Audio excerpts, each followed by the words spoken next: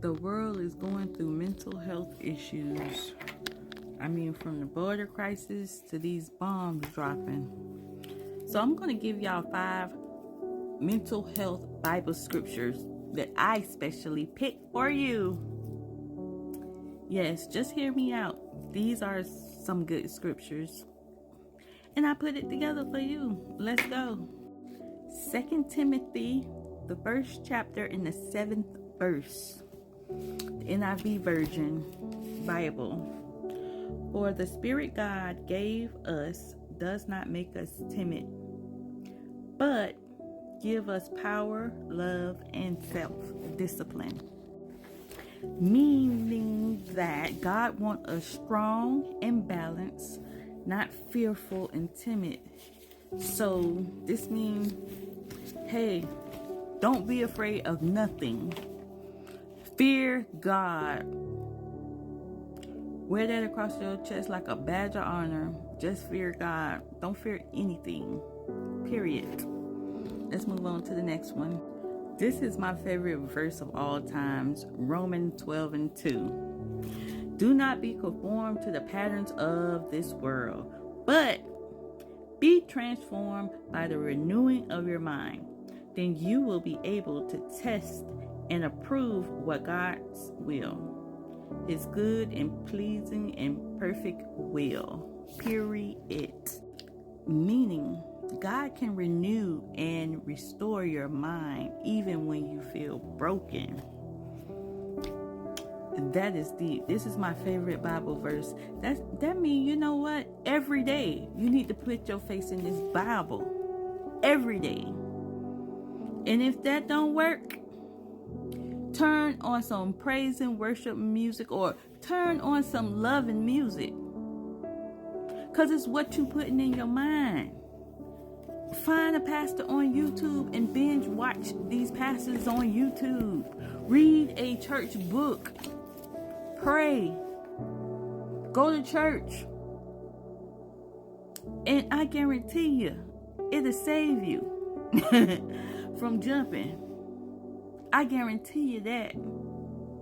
But if you start talking to people that's negative, you watching negative stuff all around on social media, on TV, and you listening to negative music all day long, your mind is going to be in the trash. Let's move on to the next one. So the next one is Matthew 11th chapter and the 28th verse. Come to me, all you who are weary and burdened, and you will give rest, and I will give you rest. Take my yoke upon you and learn from me, for I am gentle and humble in heart, and you will find rest in your soul. For my yoke is easy and my burden is light. Jesus give you real rest when your mind is tired and when you are weak. You running around like a chicken with his head cut off.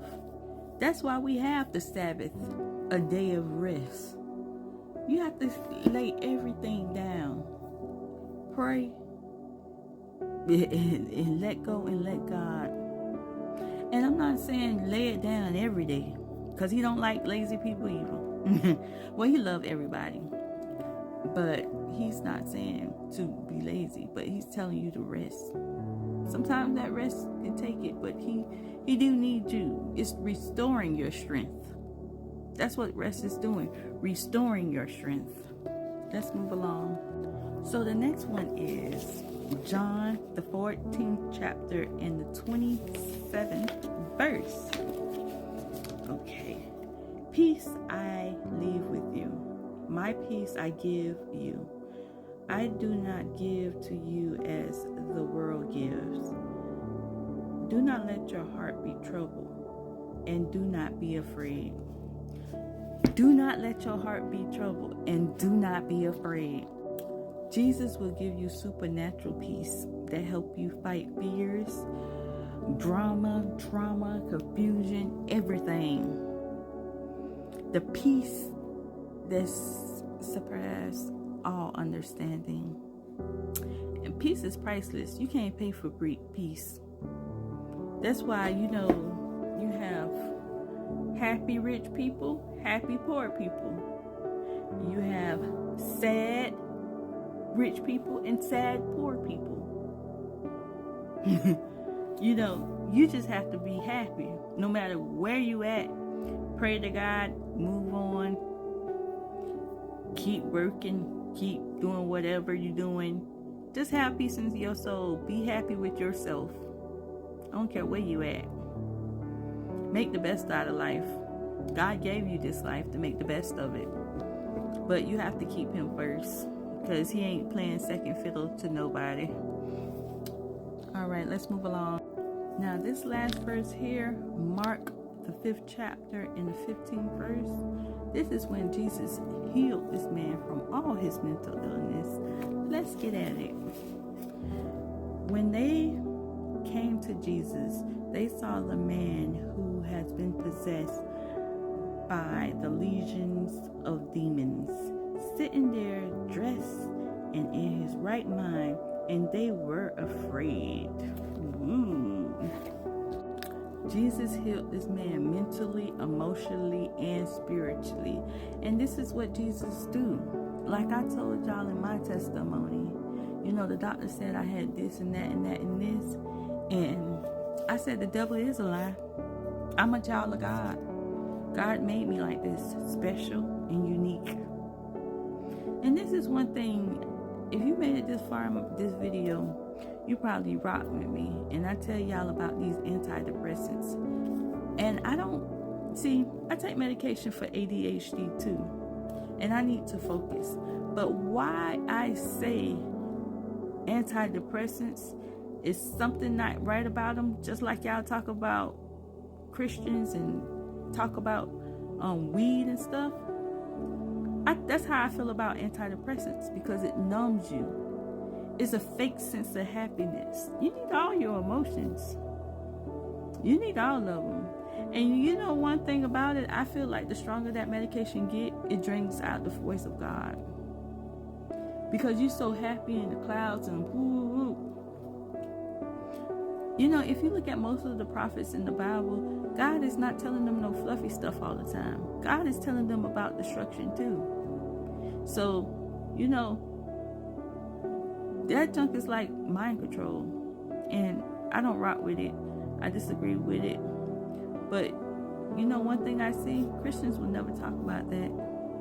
They will never talk about none of the medications doctors give them. And on those warning labels, it's life and death in the warning labels. So, with that being said, this is my scriptures on mental illness. And, nobody is perfect. We all battling with some sorts of sin and stuff. But, we just have to do our best to get better and better every day. Every single day. Because you don't want to be the ones that just play in their sin. Because that's when he say, Lord, Lord. When you say, Lord, Lord, and you say, who are you? That means you right here every day playing in sin. And you don't care. But I do care. I want to get better, and I want you to get better too. And that's for real, for real. Bye, y'all.